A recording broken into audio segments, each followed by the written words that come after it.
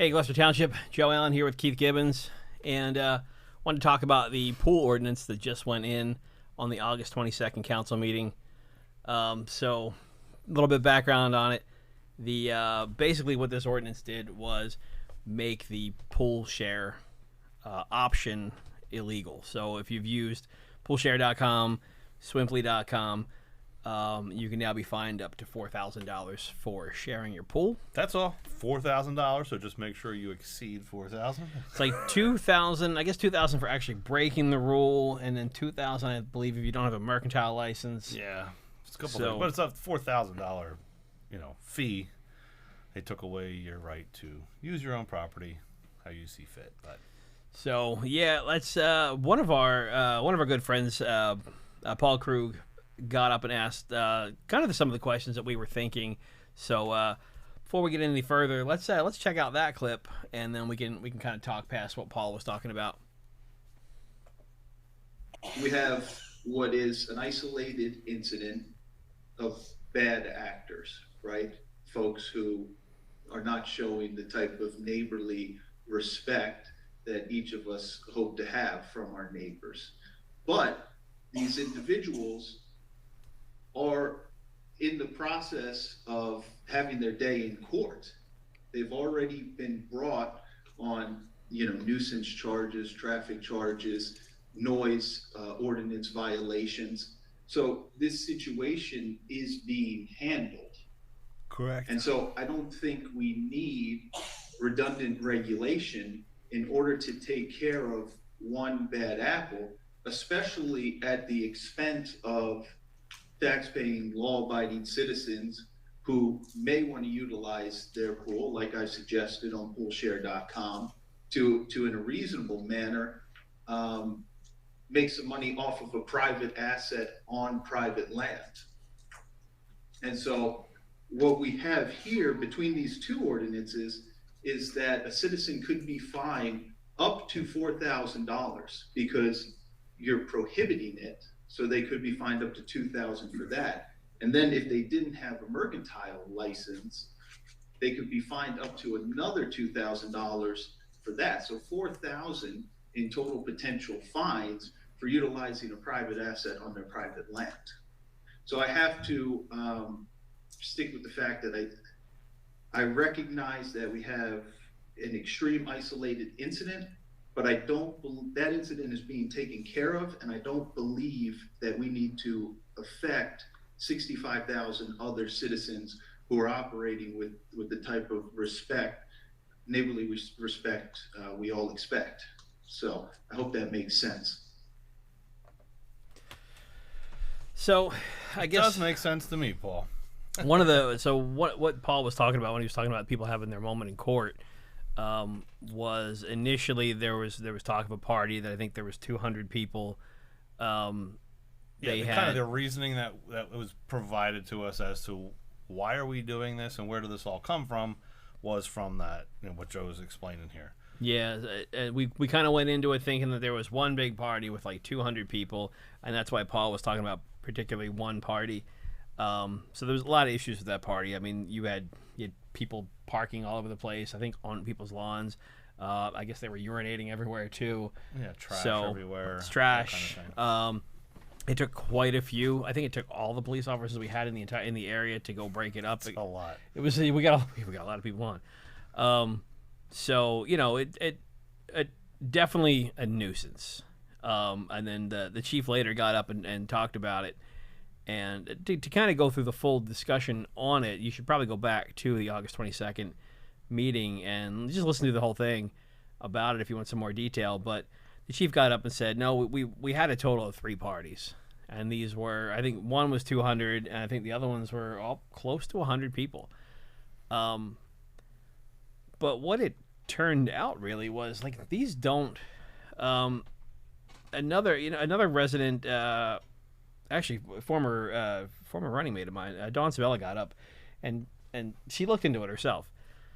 All the people that are on the pool sharing things, they're kind of self-governing.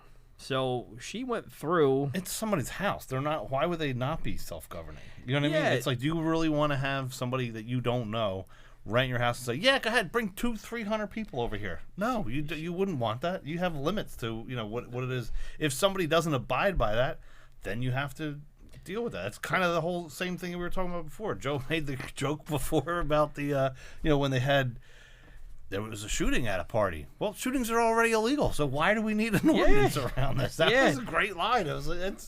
It's true. We already have ordinances that prohibit all of this that we're now additionally, inhibiting other people's ability to rent their pool if they wanted to do so for additional income, for whatever else. It's none of my business, none of his business, none of your business what they're renting their house for.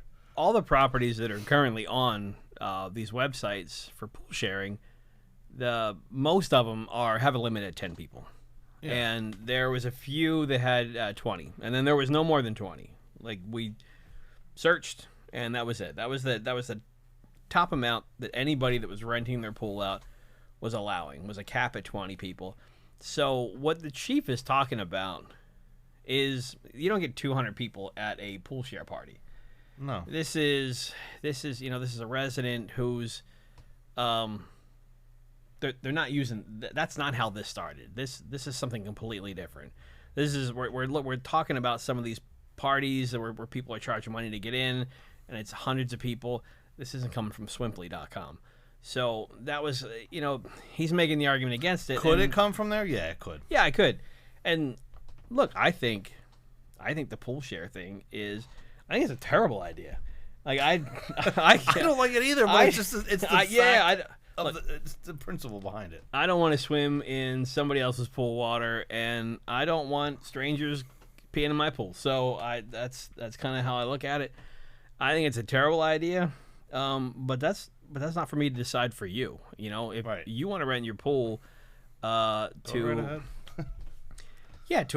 a family that doesn't have a pool and they want to have a pool party for their 10-year-old, and they got 10 kids coming over or something like that, hey, you're not allowed now. As they're doing it. I don't see it. I don't see a problem with it. And you make the argument. Well, I think it's like Toro.com. You can rent your car to somebody right now. Yeah. Airbnb. You can rent your house to somebody right now. It's kind of ridiculous that you now can't do anything with your pool. So and like it's been mentioned before, it's kind of a gig economy. Like, everybody's doing this in some different kind of way with renting stuff out. Not everybody, but a lot of people are doing it, and a lot of people are making side money here and there. So it's funny because when we posted on Facebook about this, we kind of gave the details on it, and the first time that we posted about it, the comments were all the same. Everybody thought, well, good. We don't want that here. That's ridiculous. And I thought, man, I agree with that. It's kind of ridiculous. Like I said, I don't want to swim in somebody else's pool. I don't want strangers in my pool. But at the same time, I was hoping that people were going to think a little bit deeper about it and think that the fact that this is the government telling you what you can and can't do with the property that you own. Pools cost like $50,000 now. You spend a lot of money on something, and if you need to make a couple bucks, that's a decent way to do it. Not everybody can rent out their car or their house. But I just thought when we posted an update on it, and then we got a whole bunch of different comments. So the different comments were, well, they don't have the right to tell me what I can do with my pool. So right, that's exactly right. I like that. I mean, I just kind of, my thought was, I want people to see both sides of it and understand. There's two sides to every argument. Well, it's yeah, and that's really all I wanted from this conversation was that, yeah, it's dumb. I think it's dumb. Somebody else might not think it's dumb. It's not my position to tell them what they can and can't do. Yeah. If my neighbor does it, and he's got 10 people over there, and they're swimming, and they're doing their thing, and they don't keep me up, I don't care about it. But if they're at 3 o'clock in the morning, if they're out there and they got a radio blast and they're shooting fireworks off. But so here's a perfect example. So if they're doing that, say there's no pool involved whatsoever, it's just your neighbor doing that. they're already not allowed to do that, right? Yeah, there's already what is the point of having this additional law? There's there? not. There's One of not. the arguments that was made about it. Okay, I understand. If you're charging people money to be showing up to a party, it's basically considered a business, right? And the solicitor was making the argument that it's not zoned for that. So this is all going through zoning. The zoning department is going to have to handle this. The zoning part. So the first step of this whole process here is talking about zoning and it not being zoned for that because that's a business. At what point does it now make you're working from home? So say I don't know the scenario, but say you work from home and your wife works from home. Are you not allowed to be conducting business in your house because you're technically conducting business? Yeah, You're making another company money while you're at your house. That's zoned for that, yeah. but that's what you're doing. You're physically working in your house. Where's the line? Where do you draw the line of saying, what's a business? I'm 100% from home here, so I don't know, and I don't like that part. I don't like that they're telling me what I can and can't do with it. So that Right. was the biggest argument with it, and it's still going to happen. Like these parties where people are charging money. When did people start charging money to come to parties? I don't know. I remember as a high school, 200 years ago, and before I was in high so school, there was other kids in high school and the same thing. It was $5 for a keg. Somebody buys a keg, like and you got that guy. I never went to those parties, but they existed. Yeah, I bet you didn't. No. But you always. I mean, look, this isn't something new. It's it's been around, but we're now stopping. Yeah, when Now we bring some kind of dessert spread or some salad or something like that, and we show up and and some beer. Yeah. But back in the day, I wasn't making salads in high school. I show up with $10 and I give the guy $10 and it covered his costs. Mm-hmm. And when the chief was talking about what they were charging, one example was like $10, and the other example was I think it was $20. Whoa. So this guy could retire. That's a bad business. That's. I don't know about you, but when I have people over, if I'm going to do a party and I'm going to do all the cooking and everything else, just for your family alone, just your family alone is going to be $200. Catering, and if I go out and get catering, right, it's going to be hundreds of dollars to have. $200. Even if I got like 20 people here, it's still going to cost me a couple $100. Yeah. To feed 20 people. Okay, so 20 people times $20. It's not a business. Let me do the math here. Carry the two. It's like $4 million, I think, you make off of that. It's not. Yeah. It's not. This is not a business. This is somebody that's just not trying to lose money on lose a ton of money on having a party. Of course, I'm not allowed to do that now. I don't get it. But well, I don't know if it's something that they're going to be seeking out. Parties, like if you list your property on Swimply or something like that, it's pretty easy to, I guess, figure out. Well, is it easy to figure out who it is? I know. Here's a good story for you. This was good. In another town that I have a property, and they made Airbnbs illegal. Like you couldn't have Airbnbs in the town. Then they reversed it and changed that you could have Airbnbs with caveats like having a mercantile license and things things along those lines. What they did was there's a service out there, I forget the name of it, but you can that service goes on and it finds who's listing the Airbnb, because when you go on, I don't know if you ever use Airbnb, when you go on, you don't get the actual address of where it is. There's just like a picture of of the place or whatever. Okay. When you actually are going to go stay at the Airbnb, it kind of like reveals the address to you, and then you can go find out. Somehow this service, I don't know if it's scours it through an API or however it works, but it gives the town the address of what that Airbnb listing actually is, so that they can go and verify that against their records to say, is there a mercantile license for, I just can't think of that, 1600 Presidential, or was it Pennsylvania Avenue, okay, whatever. So now it can say, okay, there's no address for that, that address. We need to go send them a fine for, for doing this here. So The service, I believe it was like $56,000 a year that it cost, and the fine the mercantile license cost us $100. Out of all the Airbnbs that were listed that cost the town $56,000, they found 14 that didn't have mercantile licenses. So $1,400 more in revenue the town got because they spent $50-some thousand in revenue.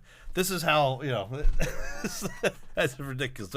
But I'm sure that there's something along the lines of that with the Swimply, thing as well. Is right now it's stated that it's not going to be looked at, but who's to say it's not? And who's to say that you don't get, caught or nailed or whatever you want to say and have a $4,000 fine because you wanted to make $200 to help, pay your rent or whatever else it is. Your chlorine costs have gone up ridiculously, and you want to help pay for it. Now you can't do that. I know they've talked about it, so I know that maybe not the chief, but the people that work with the chief have looked into it, and they know that there are people doing it. So they've gotten as far as checking it out. So yeah, I wouldn't be surprised if they started cracking down on people that have it. So I guess if you have it, take heed. Yeah, or look, just charge. It's gonna be a lot to rent my pool. Charge a couple $100 a head. If you make $5,000, you get fined $4,000, then you've got $1,000. But don't do that. We didn't tell you to do that. Yeah. But that's basically the pool just thing. don't do it is what we're telling you to do. But yeah, that's the pool thing, and so. Yeah, check us out on the next. Check us out on the next topic, and if you haven't already, subscribe. Hit the like button on this thing too. We definitely need some subscribers. So, please subscribe on the channel. Yep. Notification button so when new episodes go up, you guys can tune in and listen. Yeah, it's all about your town. This is where you live. This is your community we're talking about. Hit Restore GT too for some articles and for the rest of our video content. Thanks, guys. Thanks.